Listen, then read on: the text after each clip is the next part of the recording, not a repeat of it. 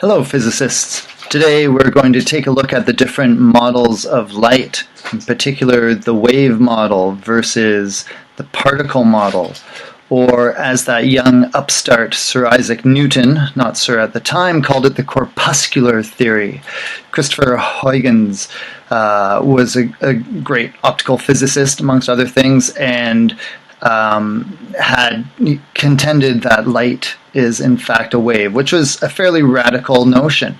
And to Newton, it was far more intuitive that this mechanistic universe would have things made up of matter such as particles. The debate has raged, since Greek times, and what is this thing light? We know it has energy, but it wasn't really until the 17th century when stronger models came about based on observations. So what are some of those observations that we can make about light that can help us decide whether light is a particle or a wave? Well, Sir Isaac Newton would contend that when you look at how light reflects off of things, it's just like a billiard ball, would bounce off. The angle of incidence equals the angle of reflection, and so light behaves like a particle. He would also say, take a look at how it travels. Sound requires a medium to travel through, whether it's air or even through water.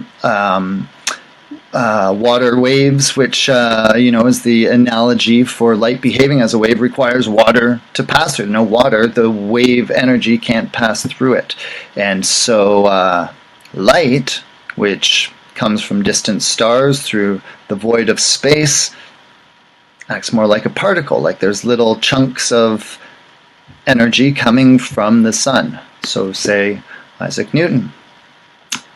Isaac Newton would also say, when you look at how sound waves work, if Jill is standing singing a song on one side in one room and the doorway is open, the sound waves will diffract and reach Jack. Not so for light. You can't see around the corner the way you can hear around the corner, or even the way waves will bend around the corner. And then, more recently,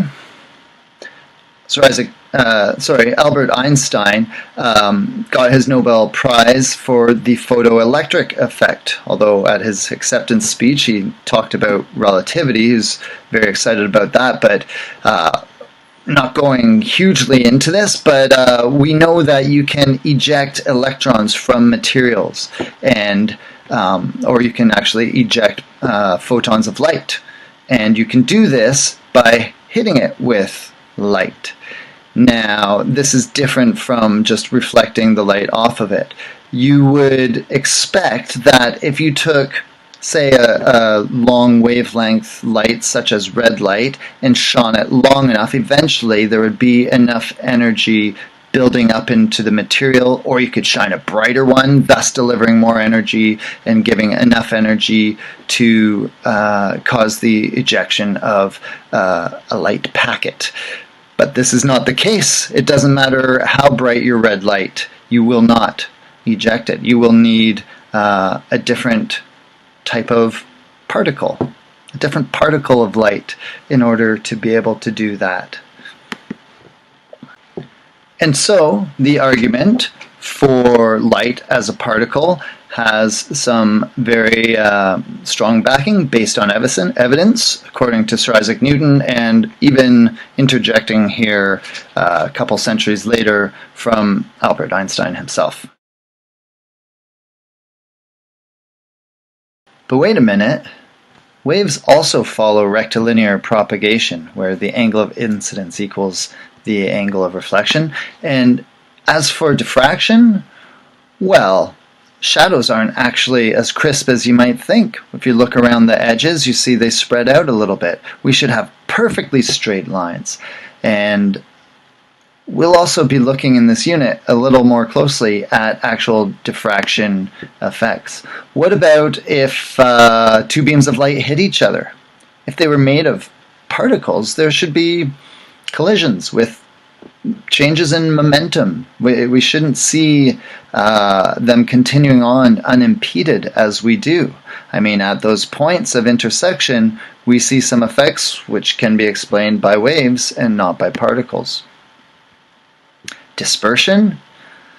Newton said, well, the different particles of light, different colored particles, have different mass, but wasn't able to come up with any other way of showing that. And in fact, evidence contradicted that in terms of refraction, where he said that as you go into a denser medium, the speed of light should actually get faster, and we know the opposite to be true. Wave explanations can explain this. Polarization, we'll look at it a little bit more, but is also a wave exclusive property. And we also know we can get partial reflection and partial transmission or refraction of something. The light hits the girl's face, hits the glass on the window, some of it goes out and you can see the girl from outside, some of it is reflecting back to us here. How could a particle partly go through and partly not come through? And finally, interference. We know how water waves interfere with each other, and this is where we'll be spending a bunch of time, is looking at these diffraction problems, or diffraction patterns, that show the interference of light waves. Wouldn't happen with particles.